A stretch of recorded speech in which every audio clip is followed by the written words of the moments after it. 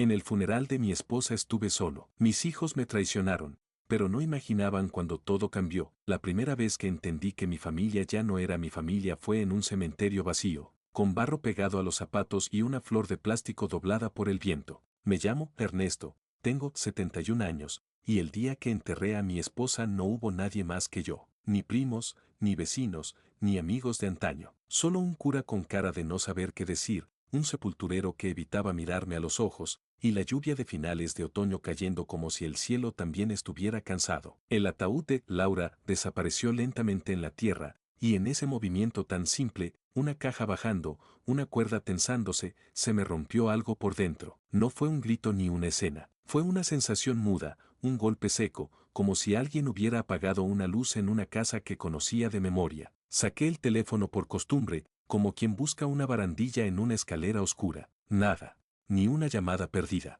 ni un mensaje, ni una palabra. Deslicé el dedo sin pensar y abrí una red social que mi esposa odiaba con una pasión tranquila. Y ahí estaba mi hija, Martina, 39 años, sonrisa perfecta, piel bronceada, vaso alto con algo transparente, etiquetando una marca de ginebra. Fondo, una piscina infinita, esas que parecen derramarse en el mar. Publicado hacía 2 horas. Luego mi hijo, Diego, 43, foto con un trofeo ridículo, golf, por supuesto, en un club privado, camisa planchada, postureo de lo he logrado. Publicado hacía 4 horas. Comentarios de gente que no conozco celebrando su disciplina. Los dos estaban vivos, sanos, con el mundo en la mano. Y mi esposa acababa de irse, y a nadie le había parecido importante estar allí. En el coche, con las manos apoyadas en el volante, me quedé mirando el parabrisas empañado.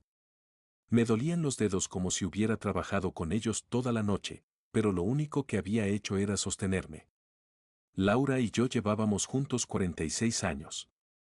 Habíamos pasado por épocas buenas, por épocas en las que contar el dinero era una actividad diaria, por la crianza de 2 hijos que jurábamos estar haciendo bien. Y sin embargo, ese día, después del funeral, me sentí como un invitado en mi propia vida. Llegué a casa y no encendí luces. La casa olía a vacío. No al vacío limpio de cuando uno vuelve de viaje, sino a un vacío pesado, como un cuarto donde alguien discutió y luego se fue dejando todo en su sitio. La cocina era el territorio de Laura. En la repisa todavía estaban las tazas que ella elegía por cómo agarran en la mano, como si eso fuera un criterio definitivo para cualquier objeto. En el frutero quedaban 2 manzanas que nadie iba a comer. Y el reloj de pared, un reloj viejo que le regalaron sus padres al casarnos, marcaba los segundos con un sonido que antes me parecía doméstico y ahora parecía una cuenta atrás. Me senté en la mesa. El silencio no era paz, era un animal que respiraba. A la mañana siguiente sonó el timbre a las 10 en punto.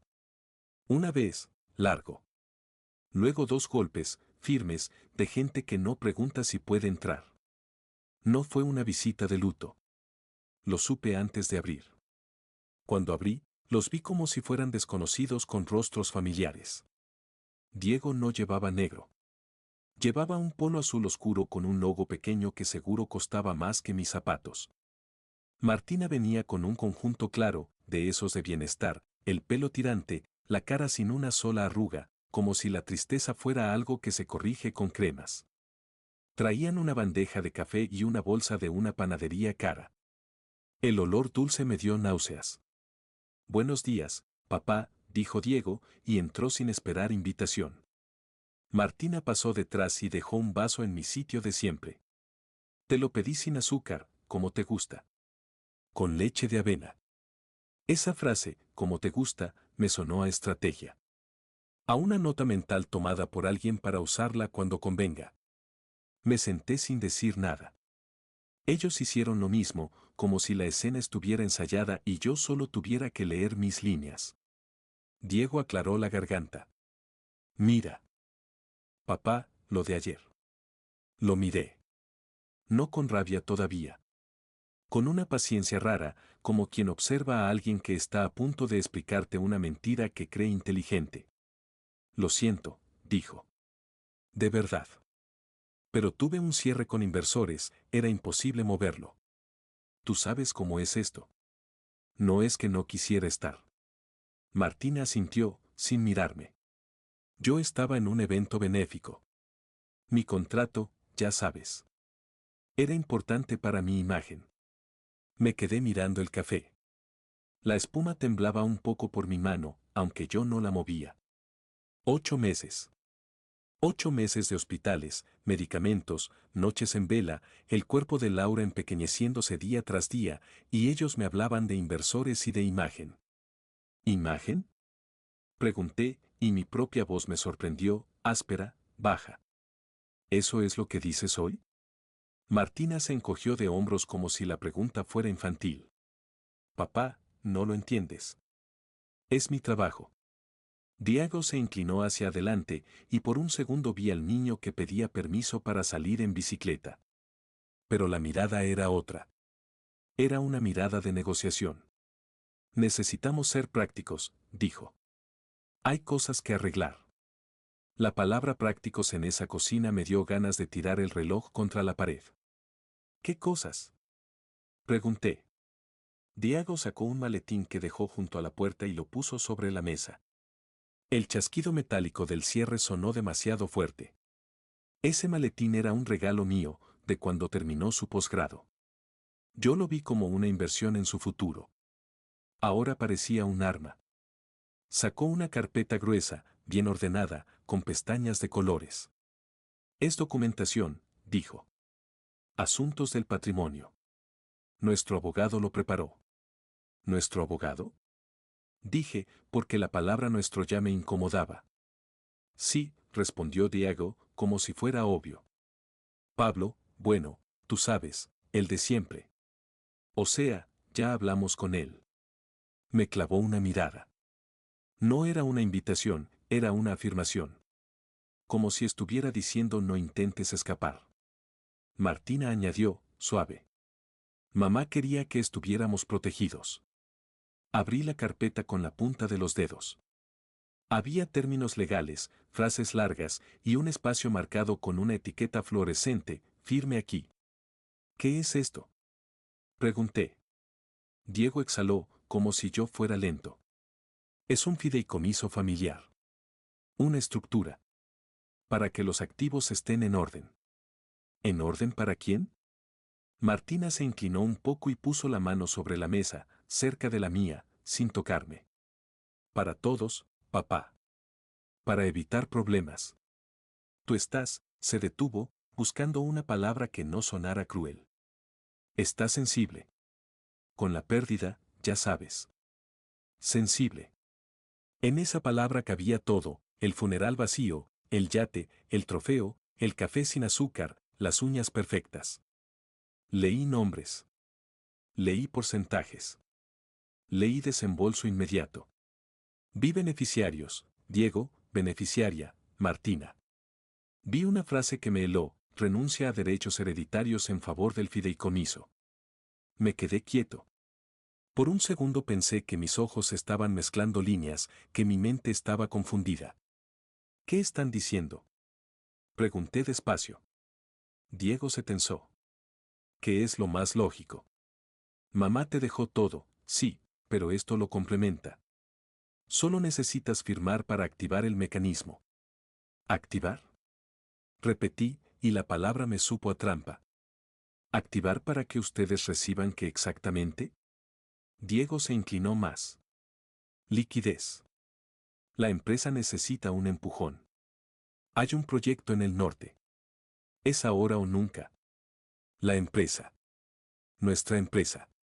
La que Laura y yo levantamos cuando teníamos más fuerza que dinero. La que yo, en mi ilusión de padre, le entregué a Diego para que la guiara. ¿La empresa está mal? Pregunté. No, dijo demasiado rápido. Está bien. Esto es expansión. Martina miró su reloj inteligente, apenas un gesto. Lo vi.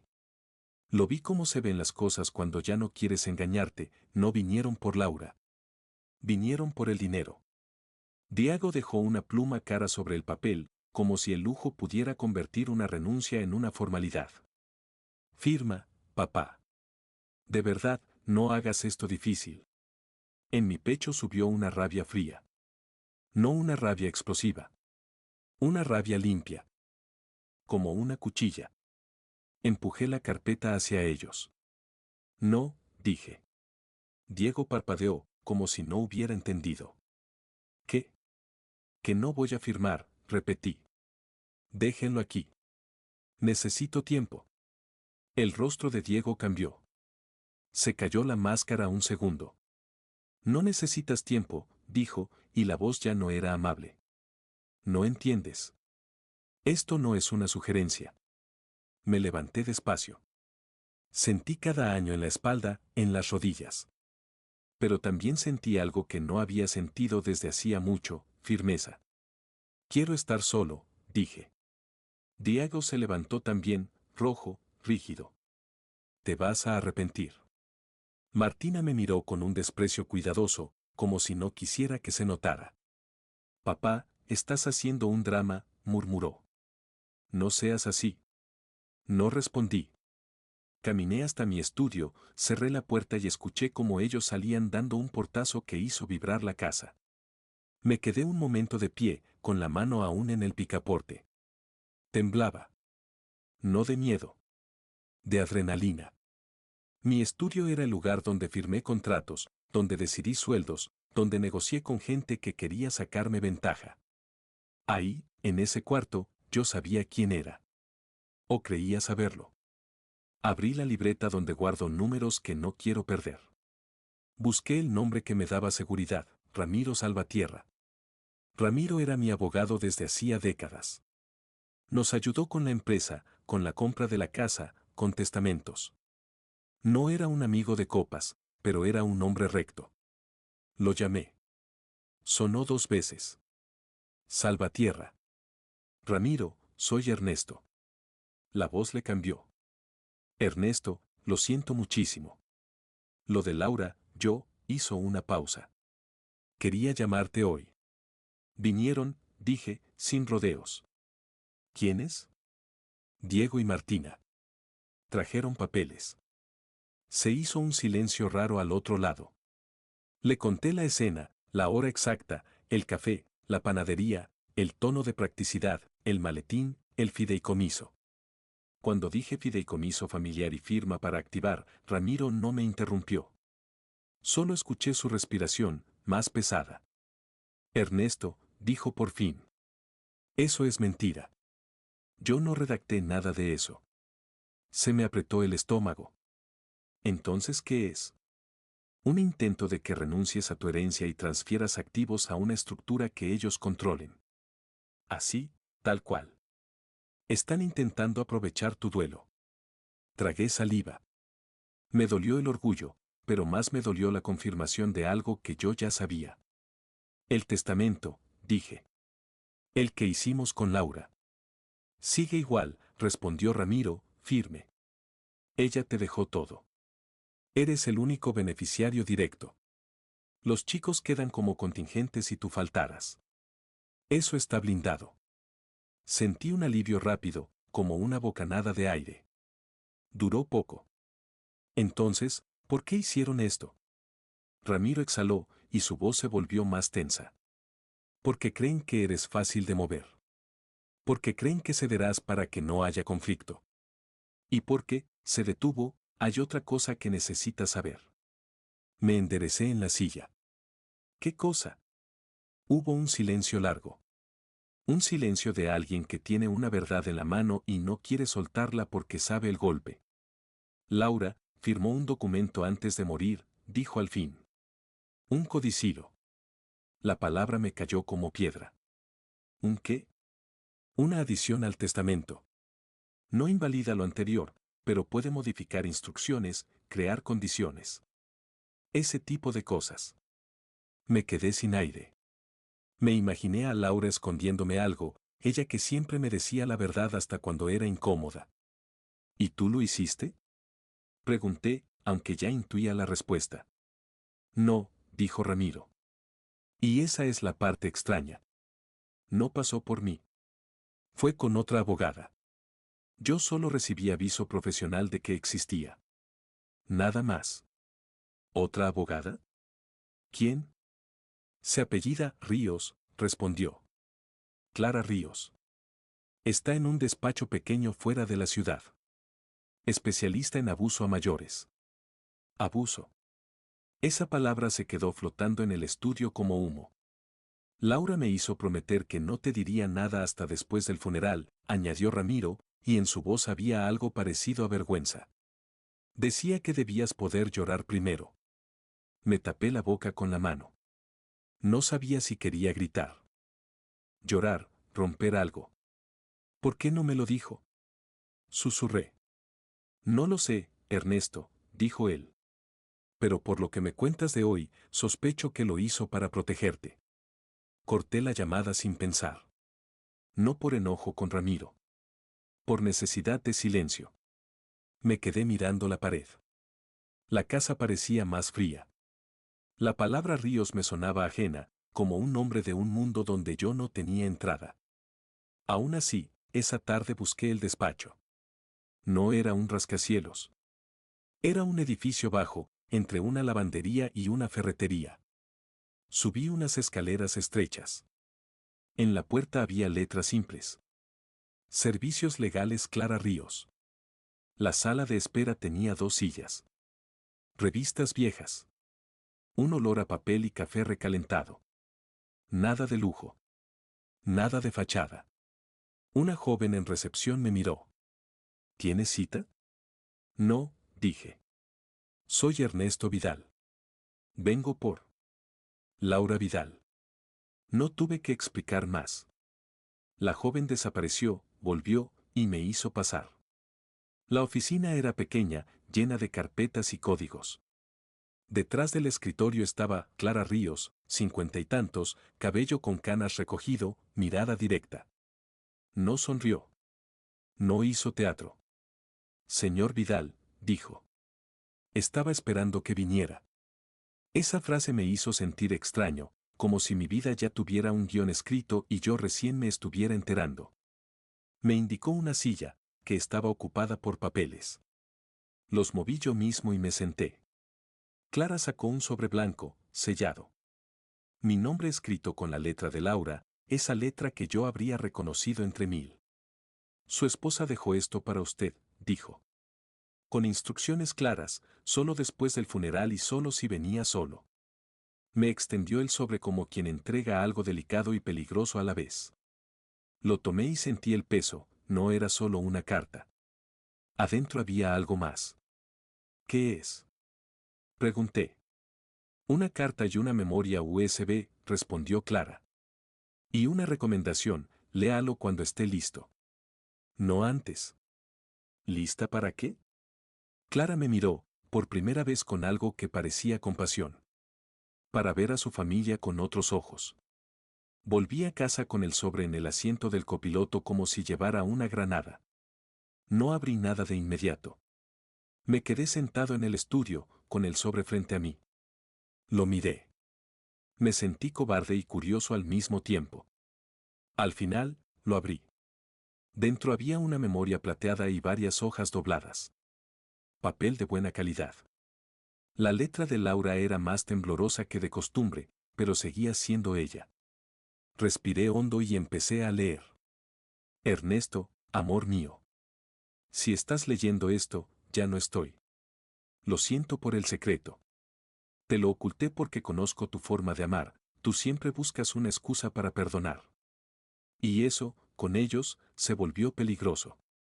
Me reí una vez, una risa seca, sin alegría. Porque era cierto. Yo los he cubierto durante años. Pagué deudas que nunca te conté.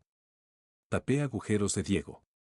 Ayudé a Martina con cosas que llamaba proyectos, pero eran caprichos caros. Lo hice para que en casa hubiera calma. Para que tú no vieras lo feo. Y con eso, sin darme cuenta, los hice peores. La mano me temblaba sobre el papel. Cuando supe que mi tiempo era corto, supe también lo que iba a pasar. No se van a sentar contigo a recordarme. Van a venir con papeles. Van a venir con urgencias falsas y palabras bonitas. Van a intentar robarte con una sonrisa. Me quedé congelado. Era como si Laura hubiera estado en la cocina esta mañana. Por eso hice algo que tú no habrías podido hacer. Fui con alguien que no les debe nada. Clara Ríos. Ella entiende el abuso financiero. Ella no se rompe con lágrimas y promesas. Tragué saliva. En la memoria hay una prueba. No es para hacerte daño, es para que entiendas. Diego no es solo egoísta. Está desesperado y es capaz de lo peor. Pasé la página. Laura describía un martes. La enfermera fuera. Yo en la farmacia. Diego entrando con su maletín. La voz fría. Los papeles. La presión. Y entonces lo leí, la amenaza. Me dijo que si yo no firmaba, te culparía a ti. Que te dejaría caer. Que te vería humillado y arruinado. Me usó. Usó mi amor por ti. Se me nubló la vista. No era solo tristeza. Era una furia que no sabía que existía en mí. Laura escribió, yo fingí.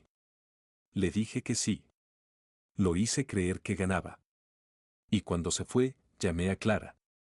Entonces lo explicó, los activos a su nombre, la casa, la cartera, y, lo que yo nunca pensé, el 51% de participación que Laura había mantenido por prudencia, por si acaso. Transferí todo a un fideicomiso irrevocable. El beneficiario principal es una fundación que protege a ancianos de abuso financiero. Tú eres el fiduciario. Tú decides. Tú tienes control. Y lo más importante, ellos no pueden tocarlo. Me quedé sentado, con la carta caída sobre mis rodillas. Sentí algo raro, dolor y orgullo mezclados. Mi esposa, la mujer que yo llamaba tranquila, había sido más dura que todos nosotros. Tomé la memoria USB como si quemara. La conecté al ordenador. Había un solo archivo de audio, martes. Hice clic. Primero se escuchó un pitido rítmico. Un monitor. Luego el siseo de oxígeno. Y después, la voz de Laura, débil. Y entonces la voz de Diego. Fría. Impaciente. Sin una gota de humanidad. Mamá, firma. Es la única manera. Papá no entiende estas cosas. Es mayor. Es demasiado emocional. Estorba. Escuché mi propio nombre como si fuera de otra persona. Luego, la frase que me dejó helado. Si no lo haces, morirás sabiendo que lo destruiste. Que lo dejaste sin nada. El audio terminó. Se cortó. El silencio del estudio me aplastó. No recuerdo cuánto tiempo estuve así. Lo que sí recuerdo es el timbre, más tarde, y luego los golpes. No esperé a abrir. Ellos entraron con su propia llave. La puerta del estudio se abrió de golpe. Diego estaba rojo, descompuesto. Martina detrás, teléfono en mano, cara desencajada. ¿Firmaste? Gritó Diego. ¿Qué haces? Los acreedores están llamando. Ahí supe que no era una sospecha. Era verdad. Estaba hundido y venía a hundirme con él. ¿Los acreedores o la gente a la que robaste? Pregunté. Diego se quedó blanco. Martina me miró como si yo hubiera dicho una barbaridad. Papá, ¿qué dices? Saqué la memoria del bolsillo. Creo que tienen que escuchar algo. Diego dio un paso hacia mí. No, dijo, pero ya no era autoridad, era miedo. Conecté la memoria. Abrí el archivo. Subí el volumen. Cuando escucharon el monitor, Martina se llevó la mano a la boca. Cuando escucharon la voz de su madre, se le escapó un sollozo que no era pena, era horror. Y cuando escucharon la voz de Diego, esa voz que ninguno de los dos quería reconocer como propia, Martina se giró hacia su hermano como si le hubieran arrancado una venda. ¿Qué hiciste? Susurró. Diego, ¿qué hiciste? Diego no respondió. Miraba la pantalla como si quisiera romperla con la mirada. Cuando terminó el audio, el silencio se llenó de respiración rota. No vinieron al funeral, dije. Vinieron a cobrar. Y ahora se acabó. Martina empezó a hablar rápido, como siempre que pierde control. Papá, esto se puede arreglar.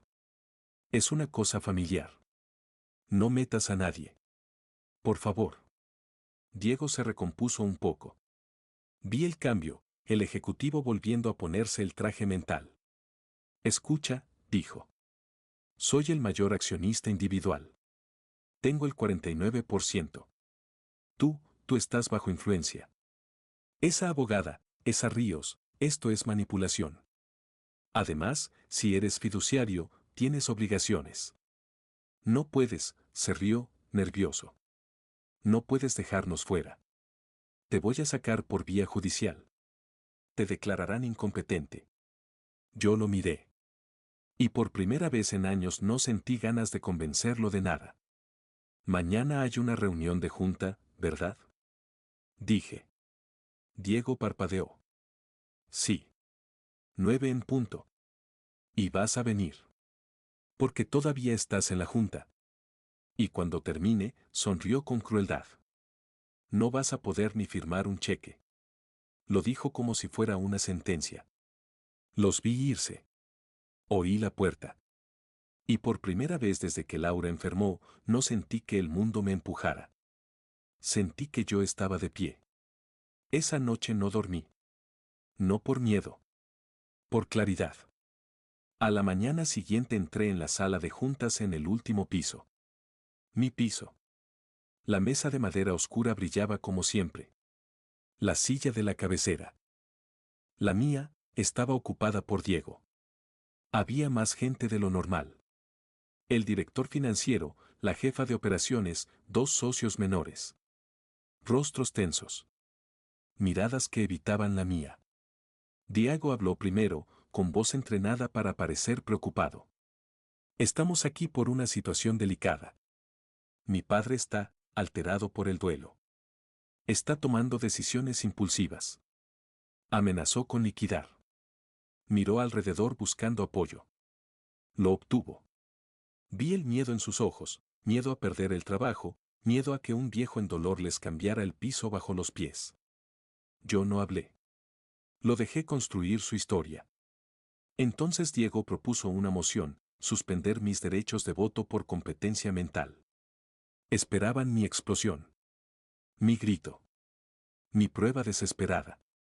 Eso habría sido perfecto para él. Yo solo dije. Esperemos a mi abogada. Diego sonrió con desprecio. Esto es una reunión privada. En ese momento se abrieron las puertas. Entró Clara Ríos. Y no venía sola. Venía con 2 hombres de traje oscuro, maletines con cerradura. Y con una calma que cortó el aire. Clara caminó hasta la mesa y habló al director financiero. Soy la asesora legal del fideicomiso irrevocable de Laura Vidal, propietario del 51% de esta empresa desde hace 3 semanas. El fiduciario es el señor Ernesto Vidal. Hubo murmullos. Gente mirando papeles. Diego se levantó, indignado. Soy el director ejecutivo. Esto es absurdo. Clara abrió su carpeta y deslizó un documento. Usted era el director ejecutivo, dijo. Fue destituido hoy a las 8:10 por mala conducta, malversación y fraude. El fideicomiso ejerció su derecho de voto. Vi la cara del director financiero ponerse gris. Vi el mundo de Diego quebrarse en segundos. Diego gritó. Insultó. Amenazó con demandas. Habló de reputación. Clara no alzó la voz. Los auditores forenses, dijo señalando a los hombres, iniciarán una auditoría inmediata. Hay transferencias, pagos personales, préstamos con firmas falsificadas. Y hay un audio. Martina no estaba en la sala. No le dieron el gusto de presenciarlo. Pero su sombra estaba en cada factura que Clara mencionó, el apartamento en la costa, el coche arrendado, los gastos de marca. Diego terminó sentado contra una pared, sin aire, como alguien que se da cuenta tarde de que ya perdió. Las cosas se movieron rápido después de eso. Cuando hay fraude, el sistema no tiene paciencia. Llegaron demandas civiles, congelaron cuentas, aparecieron acreedores que yo ni sabía que existían. La fiscalía abrió investigación. Arrestaron a Diego en un club deportivo. Me lo contó el director financiero con voz temblorosa, como si le costara creerlo. Martina perdió contratos. Perdió amistades. Perdió ese mundo brillante en cuestión de días. De repente los mensajes no contestaban. La gente que la celebraba dejó de hacerlo cuando el dinero se evaporó. Y yo me quedé con una casa que ya no sentía como hogar, con una empresa herida y con un silencio nuevo, no el silencio de la soledad, sino el silencio de lo inevitable. Un mes después volví a la casa por última vez. Estaba más vacía de lo que esperaba. No porque hubieran sacado cosas, porque lo que quedaba ya no tenía alma. La casa era un activo del fideicomiso. Se vendería. Ese dinero iría a ayudar a gente que nadie mira hasta que es demasiado tarde. Fui al cementerio un día claro. Sin lluvia. Llevé una sola rosa blanca. Clara se quedó a unos pasos, respetuosa. Me arrodillé con cuidado, las rodillas ya no son lo que eran, y puse la flor sobre la piedra. Lo sabías todo, murmuré. Incluso lo que yo no quería saber. No sentí que Laura me traicionó. Sentí que me dejó un último acto de amor, duro, exacto. Me obligó a ver. Me obligó a dejar de confundir paz con rendición. Vendí el coche viejo que Diego siempre criticó. Compré un apartamento pequeño en una ciudad costera del norte, donde el mar es gris y honesto. No hay yates. No hay trofeos. Hay viento, hay piedra, hay gente que te mira a la cara sin pedirte nada. No soy un director. No soy un patriarca. No soy el dueño de nada que me dé prestigio.